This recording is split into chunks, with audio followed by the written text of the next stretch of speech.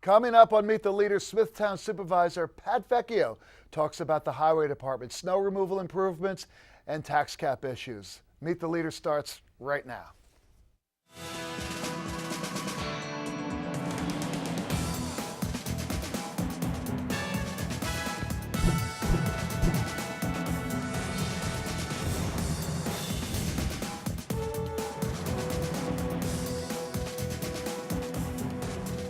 Hi, I'm Pat Halpin, and welcome to Meet the Leaders, the show getting you to the heart of local government right here and right now with Pat Vecchio, Town of Smithtown Supervisor. Supervisor Vecchio, it's great to have you back on Meet the Leaders. This has been an interesting year for towns, as you've had to wrestle with tax caps and a blizzard of the century. You know, different parts of Long Island got hit harder than others. Yours was one of the hardest hit, as well as just trying to make things work in an era of diminishing resources, but high expectations on the part of the public, to put it mildly. But you've been the longest serving supervisor in the history of Suffolk County. In the history of New York State. I was getting to that. So you've seen it all. Give me a sense of perspective. Is this job getting tougher than what it was because of the things I just described, or is this just part of what happens from time to time as we're going through a down economy? I think it's the latter. It happens from time to time. I mean, you don't expect a 30-inch snowfall every year or every 10 years. Especially last year, when basically we had a spring. We had spring all winter. Correct. So, but interesting, the tax cap. It's a noble concept, and I think I don't know that you could apply it disparately to different municipalities, but the tax cap should be directed at those towns that have been profligate in spending, and we haven't. Now, when you look at your budget, it's as tight a budget as I've ever seen. If anything, if there is a reputation that you have, it is that you're probably the most frugal supervisor. Cheap. Okay, I was trying to be polite. Right. Who's ever served the town of Smithtown, or for that matter, Long Island? Well, okay, and that's the point. So where we have been frugal and put money away in rainy day funds, which some people call surplus, we've been able to keep taxes very limited or tolerable. With the tax cap, it becomes more difficult now because it's a 2% based on the previous year's levy. Right. There's some allowances. So if I gave you an example that we got $2 million to stay within the cap for next year, and then we get hit with a $900,000 increase in health benefits, then you only have $1 million to spend. Right. Okay? And then the $1 million, you need to share it with the Highway Department and the Parks Department. And it becomes difficult, very difficult to maintain the level of services.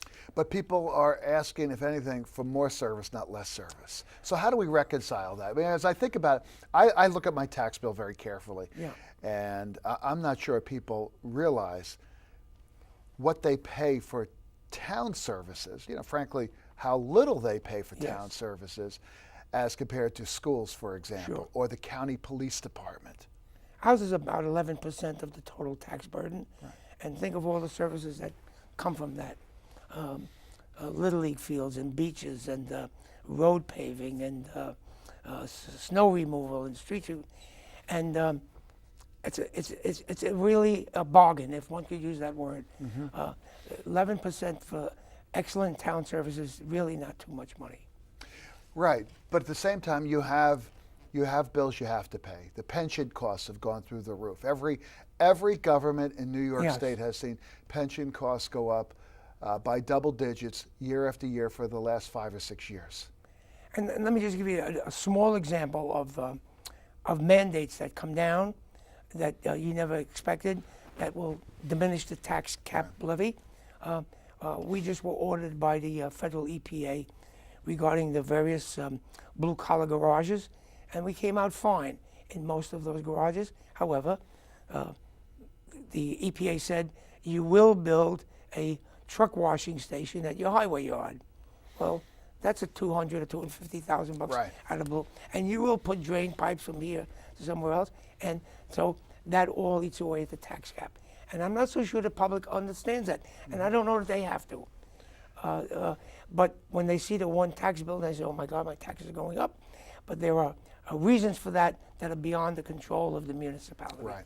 So as you as the town supervisor are the chief budget officer, but you've got a town board. Yes. That works with you, and then they get the supervisor's tentative budget, and then they have to approve a final budget. How does the budget look for this year in terms of being balanced and being able to adequately fund? I think we'll be okay, only because we still have some rainy day funds. Mm-hmm. But there's going to be a point in time, because revenues dry up, you cannot accumulate rainy day funds. So I don't know whether it's 3 years or 4 years from now, but at some point, unless the economy changes and more revenue is generated from things like mortgage tax and other factors, it will be difficult. Yeah, because your tax base is pretty much set in the town of Smithtown. You're not going to have massive development where you're expanding your tax base. So, but we will have some good news. Certainly not for the town, but basically, but for the school district, we are changing how we allow buildings to be generated in the industrial park. So no you're longer talking about the Hop Hog Industrial yes. Park? So no longer will they be limited to height variances and width variances, and parking restrictions will be lessened. That should generate an awful lot of money, but we'll still only get 10% of it. Right, yeah, 11% to be precise. Yeah. But the school districts will get the lion's share of the 65 to 70% of it. Yeah. But what's so interesting about that, and you raise an interesting point, as you look at something like the Hop Hog Industrial Park, which is, by all accounts, a huge success. We've got thousands and thousands of jobs there, manufacturers, a lot of very interesting things, high tech. Back in the day, everybody said, "Oh, we want these buildings to be one story." And now, as we look at it, we say, "Why not go up 2? Right. Why not go up 3? Why not knock down some of these old buildings and redevelop them in beautiful buildings so that we can attract more employment?" Sure. And obviously, it also increases the tax base. How did that finally happen? I'll tell you how. Very interesting question. There's a sewage treatment plant in the park, which you know that, of course, which services all those buildings. Well, it came to a point where you could not increase any more square footage because there was not enough sewer capacity. So 7 or 8 years ago, the county came to us and said, "You have a 7-acre sump. Would you give it to us so we can discharge the effluent into that sump? It'll work, etc." And it's now come to fruition. Right. So now that there's sewage capacity, the industrial park can expand. But what you did as town supervisor, this is what towns do. You control the zoning and development Correct. Laws and requirements. So knowing that there's sewer capacity, you said, well, we can change our zoning. We can expand. We go up. They can provide different types of parking. All of that is very doable. But without the sewers, you could have changed the zoning and nothing would have happened. Well, sewers, the lack of sewers in Suffolk County is really desperate. Our downtowns can't expand. Okay, I want you to hold that thought because that's a really important matter. So we're going to take a short break. We're going to have more with Pat Vecchio in just a moment, so stay with us.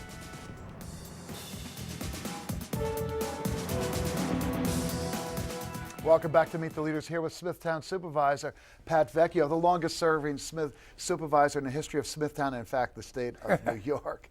But we were just talking about something before the break about how communities are redeveloping, and you talked about the importance of redeveloping and improving downtowns, and you've got one right there in the heart of Smithtown, right there where Town Hall is.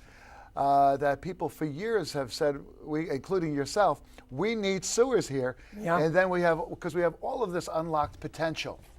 And it is potential, and the old days of mom and pop stores are over. Right. These stores are not very large, but the buildings can go up. So you can imagine, you can put apartments over those stores. You can expand into the rear for a restaurant, for example. Can't do that without sewers. Because why? I mean, what used to be the old cesspools and septic tanks were sufficient. Well, I don't know, but I suspect it goes back to the history of most people won't remember the Southwest Sewer District with the scandals, and I think that politicians just stepped back and took a hands-off approach and said, well, let's forget sewers because of all the scandal.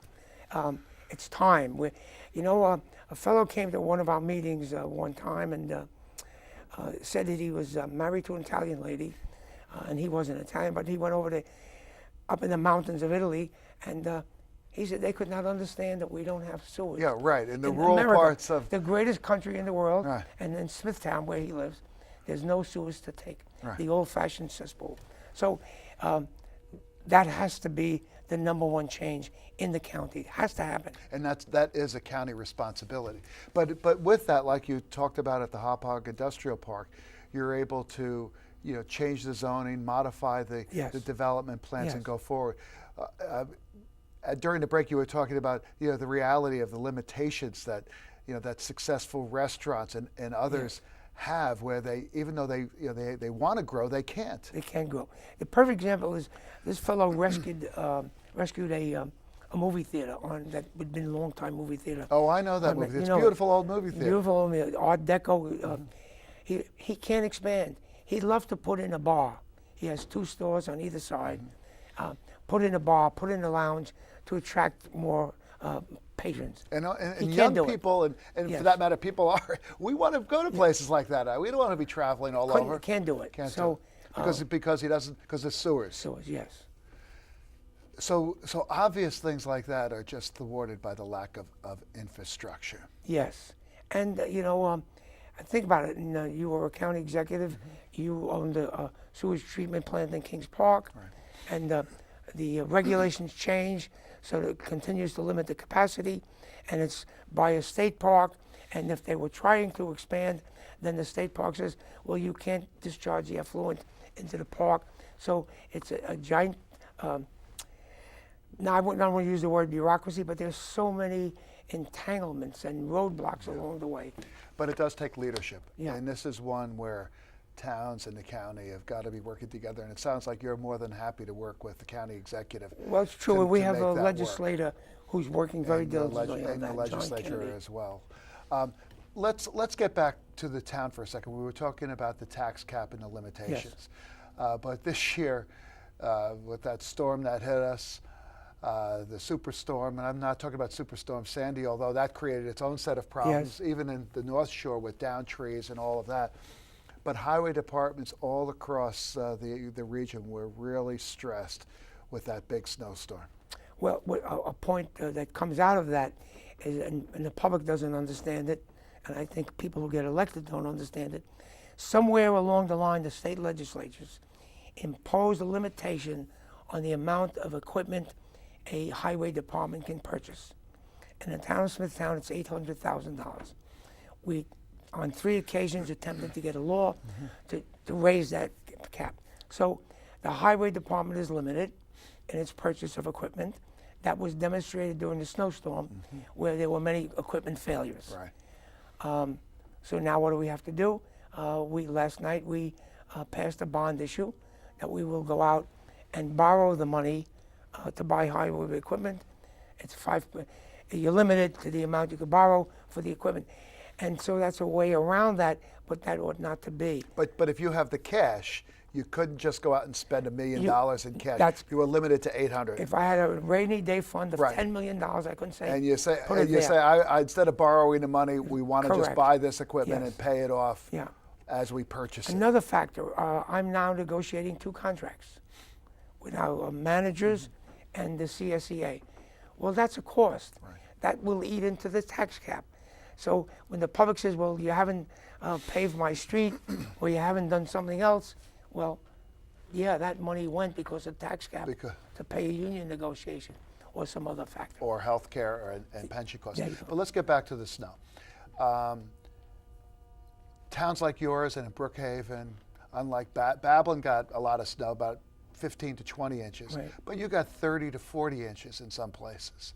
And your topography isn't flat No. like it is in the town of Babylon. You've got hills and all kinds of twisting roads. It was a tough storm. What are the lessons learned going forward on this one? You mentioned equipment. You need to upgrade your equipment, have more reliable yes. equipment. Well, let's go back. Smithtown has always been renowned for snow removal, always has been. And that's in 10 inches, 14, 20, and do a wonderful job. No one imagined 30 inches of snow. The highway superintendent did say, admitted that he made an error. I don't know what the error is, but he might have been a little more proactive. But nonetheless, 30 inches of snow. Huh? That's a lot of snow. Yeah. Equipment failure. Right. And even in spite of all that, I think he did a good job. I really do, under the circumstances. So, what about that money? What about all that money expended on that? Right. So Okay. that comes out of the budget. You have overtime, and you have exactly. to clear the roads. Correct. You know, I'll tell you a funny story. My neighbor, I live in a condo project. I see my neighbor the day after the storm with his luggage going. I said, "Where are you going?" Everybody's digging out their cars. He's got 2 cars covered with snow. He said, "I'm going to Fort Lauderdale. I just got a flight out of Iceland because this will be gone in a week." And you know what? He came back a week later. It was all gone. And it's interesting, and the people of Smithtown were very tolerable, if you will. Of course, you'll get the usual, but I think people understood the magnitude of the storm and the job that the highway superintendent was attempting to do. I do believe that. And next time you'll have more equipment to throw at a storm like that. Hopefully it won't happen. Yes, correct. Okay, we're going to take a short break and come back. We'll have more with Supervisor Pat Vecchio right after this break. Welcome back to Meet the Leaders. Speaking with Smithtown Supervisor Pat Vecchio. You know, we've been talking about snow, tax caps, changes in the code like you had in the Hauppauge Industrial Complex that will increase the tax base. But there's a lot more going on in the town of Smithtown. As I think about some of those areas that have been redeveloped on 25A going west, the changes in Comac, give us a sense of how all of those redevelopment things have changed the town. Well, I think that development, which occurred in the appropriate areas, like the one you just mentioned, the industrial park. 5 years ago, there was no Cheesecake Factory, or Barnes and Noble, or Dick's Sporting Goods, or Macy's Furniture in Smith Haven Mall. 5 years ago, there was no Kohl's, no Costco, no Home Depot, no Walmart in the industrial area of Comac. And that's where the development ought to be, and that's what has occurred. We just approved, I guess, 3 or 4 years ago, a super right shopping store. All of this, now a Lowe's is coming in. That's where the development ought to be. I'm not a guy that's in favor of paving over Smithtown. I mean, it's a residential community. Yes, it is. Develop, do all you can to encourage that development in those other areas, which we've done, and it has worked out fine. And what about the future of Kings Park? I know the state has finally gone in there and begun demolishing some of those buildings. Yeah, well, it closed. I'll tell you a little vignette here. A lady came to me and said, one day with her child, and she said, Mr. Vecchio, what's going to happen in Kings Park State Hospital? And I said, how old is your son? And she said, he's 2. I said, well, there won't be a shovel in the ground till he goes to college. Well, he's graduated college, and there's no shovel in the ground. But the state, with State Senator Flanagan, have made that a park, or at least outlined it as a park, and they're developing a master plan as to how that area ought to be developed. Is the town involved in those discussions, or is this something that's just being done by state parks? No, we're not involved. We're not. But the senator keeps us abreast of as it goes along. As what goes along, yeah. So what's the future for you? Well, the future's coming to an end. No, it's not. No, okay. Is it? I mean, you plan to run for re-election again? Yes, of course. Why? Well, one, I like what I do. I think I'm effective at what I do. And if people have returned me to office 12 times, I think that they think I'm doing a good job. And as you think about, every election is about the future. Yes. Bill Clinton says that. You've been in office now.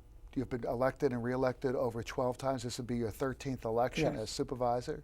You started as a Democrat. You became a Republican. I would describe you more, if there's somebody who's as somebody who's an independent. Yeah. You were a maverick before Sarah Palin even heard of the word. But I don't know that being independent is being a maverick.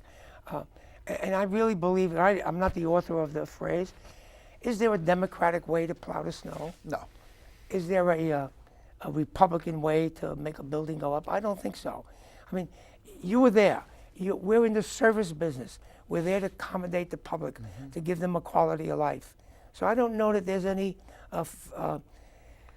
party philosophy here that enters into that mainstream. But how do you navigate through the minefields, the political minefields of party leaders who think they should be telling the town board or the supervisor what to do when they haven't been elected, yet at the same time, I know, I've ran 12 times, Sure. I'm not as successful as you, but you know, people come to you and say, hey, I helped you on your campaign, I helped you get how have you been able to navigate that so that you always keep the public interest first? Well, yes, and maybe it was my own, my personality or my demeanor, but I've never encountered interference from a political leader because I just would not have any of that. So it's worked up until now. The interesting thing about the politics of Smithtown is that, like every community, everything's changed, and we talked about the things that change. But it is a community that's pretty set as a town in its ways. Yes. You know, there's, you know, Smithtown, if I were to describe it, it's kind of like the Catholic Church. They kind of take the long view of things. Oh, I know. Maybe not like the Catholic Church 2,000 years, Okay. but things change, and they change, and it doesn't happen overnight. Things change gradually. But government does have to change with the times. Right. And I think look, it's not hard to tell what your citizenry wants. Right. And I think if you can accommodate that within the budget guidelines, within the parameters of good government, I think you can achieve that. And I think over the years, Smithtown has achieved that. What about the cooperation with the town board? You've had a whole range of different personalities True, on the true. board. And I've been able to get through that minefield. Because as supervisor, you're the chief budget officer. You're the person that's there. You're the full-time supervisor. It's what you do every day. But you're really the first among equals. Exactly. I mean, you have one vote, they have Yeah, votes. You yeah. need a majority to make things happen. Well, that's one of the frustrating parts. I think most citizens will think, well, one fellow told me the other day, You're like the mayor or the you're governor. You're the boss, you can do it. And I said, well, no, I can't. And it does run by majority rule. And there were times when if the majority doesn't see things this way you do, then you're not going to be able to achieve them. But you always come back to, well, you can revisit that another day Yes, as things True. change. And I'm sure over the time that you've been there, there are many things that you had hoped to accomplish initially, but you were able to come back to them and get them through as it becomes more obvious that it was the right thing to do. Because it becomes obvious to the public that it's the right thing to do. And then the public will, the hue and cry will go up. So you still enjoy this job? I do, very Why? much so. Why? Well, there's a satisfaction in helping. You know, if the one person calls up and has the tiniest problem, and you solve it, which is not hard to do, that person, you've made that person's life wonderful for the day, the week, the month, and that's a good feeling when you can help people. But municipalities are still in the service business. I mean, True.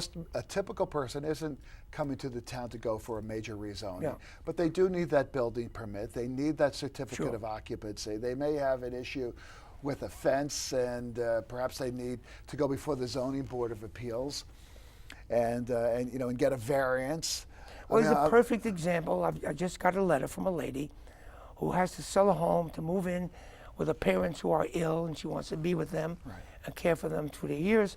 And she can't sell a house because there is a violation here and a violation there. I take that letter, I call the building fellow.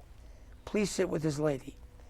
He immediately accommodates her, shows her the way. Here are the things you must do. Or how you can do it and do it the right way. Right. And maybe we can avoid the variance if you do this. So out of that, that's a great feeling. Yes.